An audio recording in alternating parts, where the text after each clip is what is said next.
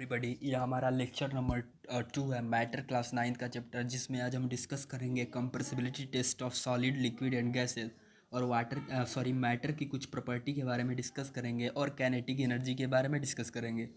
तो सबसे पहले मूव करते हैं कंप्रेसिबिलिटी टेस्ट के बारे में। कंप्रेसिबिलिटी टेस्ट बेसिकली एक ऐसा टेस्ट होता है जिसमें हम सॉलिड और लिक्विड और गैसेस को टेस्ट करते हैं कि कौन ज़्यादा कंप्रेसिबल है। यानी compressibility test are those test in which we try to find out the compressibility of solid, liquid and gases। तो सबसे पहले इस एक्सपेरिमेंट को परफॉर्म करने से पहले हम इंस्ट्रूमेंट के बारे में जान लेते हैं कि सबसे पहले एक इंजेक्शन लेंगे। इंजेक्शन 1, इंजेक्शन 2, इंजेक्शन 3, यानी 3 इंजेक्शन लेंगे, जिसमें हम लोग ऊपर का हिस्सा जो है जिससे हम फोर्स लगाते हैं नीचे की तरफ, उसे पिस्टन बोलेंगे। पिस्टन 1, पिस्टन 2, पिस्टन 3, यानी तीनों इंजेक्शन में एक एक पिस्टन होगा। और इस पिस्टन में 1 बाय 1 हम सॉलिड, लिक्विड, गैसेस फिल करेंगे। जो कि स्पेस है, पिस्टन के नीचे वाला स्पेस दिखाई दे रहा है, ये पूरा ब्लैक डॉटेड। और इस गैस में बात करें तो इस स्पेस में गैस फिल करेंगे, फिर लिक्विड फिल करेंगे, फिर सॉलिड फिल करेंगे। और सपोज सॉलिड का जो इंजेक्शन है, इस पर हमने सॉलिड फिल किया और ऊपर से क्या किया, फोर्स लगाया। और फोर्स लगाने के बाद हम ये पाएंगे कि सॉलिड ऑलमोस्ट इनकम्प्रेसिबल है, यानी सॉलिड्स को हम दबा नहीं सकते हैं। और लिक्विड थोड़ा बहुत दब जाएगा। और गैसेस की बात करें तो गैसेस बहुत ही ज़्यादा कंप्रेस हो जाएंगे। तो इस एक्सपेरिमेंट को परफॉर्म करने के बाद हमने ये पाया कि solid is almost negligible compressible, और लिक्विड थोड़ा बहुत कंप्रेस हो जाएंगे सॉलिड के कंपेरिजन में, और gases are the most compressible. ऐसा इसलिए है क्योंकि गैसेस के जो पार्टिकल्स होते हैं उनके बीच फोर्स ऑफ अट्रैक्शन बहुत ही कम होता है, और स्पेसेस जो होता है, इंटर पार्टिकल डिस्टेंस जो होता है, वो बहुत ही ज़्यादा होता है, जो हमने प्रीवियस लेक्चर में पढ़ा था। जिसकी वजह से वो पार्टिकल्स जो होते हैं रैंडम मोशन करते रहते हैं और आसानी से कंप्रेस हो जाते हैं। अब हम मूव करते हैं toward the property of matter. Matter की पहली प्रॉपर्टी के बारे में बात करें तो मैटर जो होता है वो एक कुछ मास होता है और कुछ स्पेस ऑक्युपाई करता है।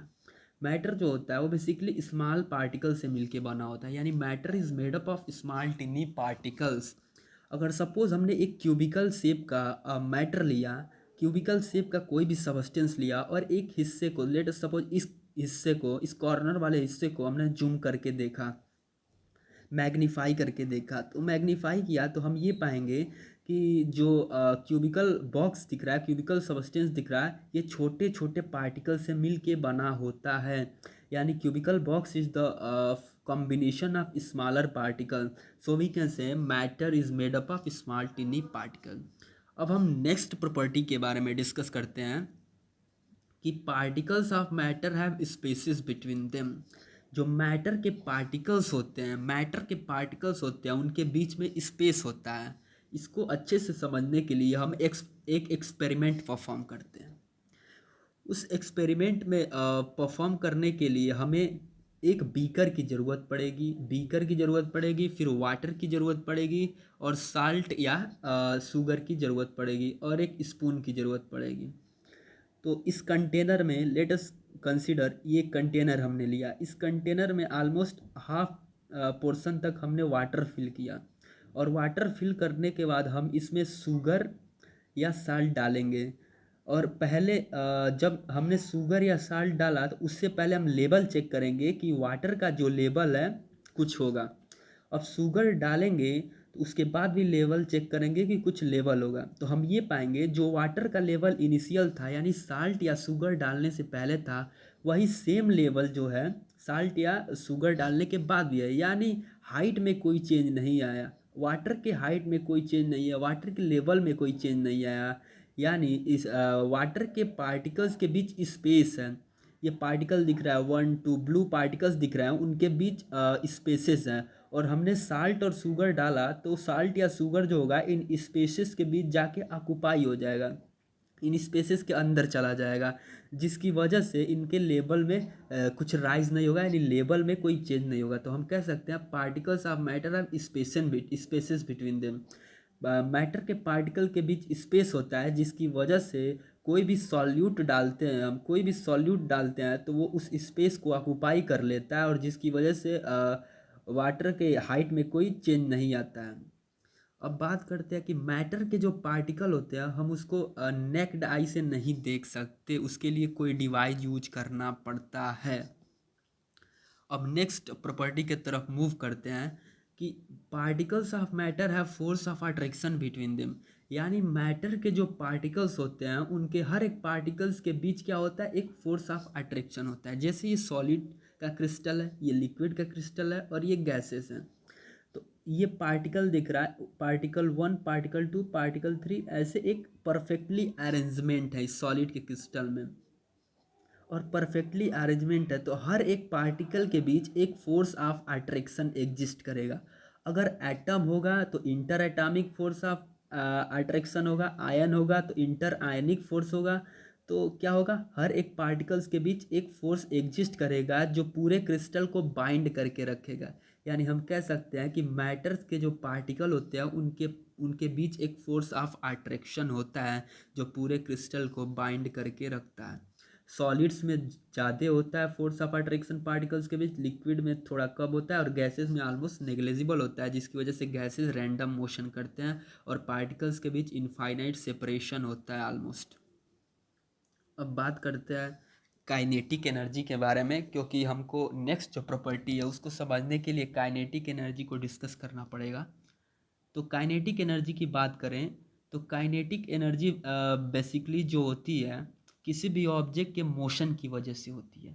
Kinetic energy is the energy possessed by any object due to its motion.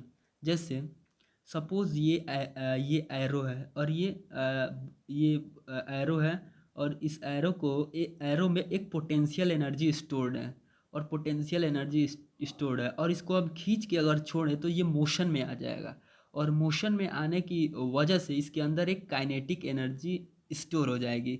यानी किसी भी ऑब्जेक्ट में काइनेटिक एनर्जी तब होती है जब वह मोशन में होता है तब। तो हम नेक्स्ट प्रॉपर्टी के बारे में डिस्कस करते हैं कि particles of matter moving continuously, यानी मैटर के जो पार्टिकल्स होते हैं वो कंटिन्यूअसली मोशन में रहते हैं। जैसे यहाँ पे हमने एक क्यूबिकल शेप मैटर लिया, क्यूबिकल शेप कोई भी सबस्टेंस लिया जिसका कुछ मास है और कुछ स्पेस ऑक्युपाई कर रहा है, और ये जो येलो कलर के पार्टिकल्स दिख रहे हैं ये बेसिकली इन्हीं के कॉम्बिनेशन से ये मैटर क्यूबिकल बॉक्स जो है वो फॉर्म हुआ है। यानी ये इनके पार्टिकल्स हैं, येलो वाले इस मैटर के पार्टिकल्स हैं और पार्टिकल्स क्या कर रहे हैं, रैंडम मोशन यानी इधर उधर मूव कर रहे हैं। तो हम कह सकते हैं मैटर के जो पार्टिकल्स होते हैं वो कंटिन्यूअसली मोशन में रहते हैं और मोशन में होने की वजह से इनके अंदर काइनेटिक एनर्जी होती है। यानी मोशन में होते हैं और उसकी वजह से काइनेटिक एनर्जी होती है, क्योंकि काइनेटिक एनर्जी जो होती है बेसिकली ऑब्जेक्ट के मोशन की वजह से होती है। अब particle of matter can not be seen by your naked eyes, हमने पिछले बार ही पढ़ लिया। तो हमने मैटर की सारी प्रॉपर्टी के बारे में डिस्कस कर लिया। तो हमने वन बाय वन पढ़ा, क्या पढ़ा, सबसे पहले हमने पढ़ा compressibility test of solid liquid gases और हमने रिजल्ट फाइंड किया कि solid are almost negligible, almost very less compressible, liquids are somewhat greater compressible than solid and gases are very compressible than solids and liquids.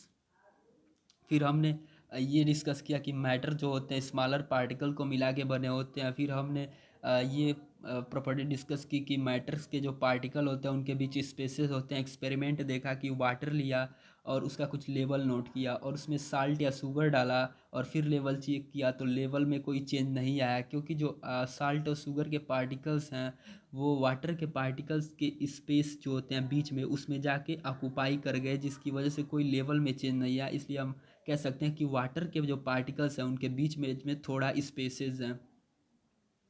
फिर हमने बात की particles of matter है force of attraction between them और kinetic energy के बारे में discuss किया, जिससे ये पता किया कि जो मैटर्स के पार्टिकल होते हैं वो कंटिन्यूसली मोशन में करते हैं, मोशन में रहते हैं। तो काइनेटिक एनर्जी हमने डिस्कस की कि काइनेटिक एनर्जी जो होती है किसी भी ऑब्जेक्ट में उसकी मोशन की वजह से होती है।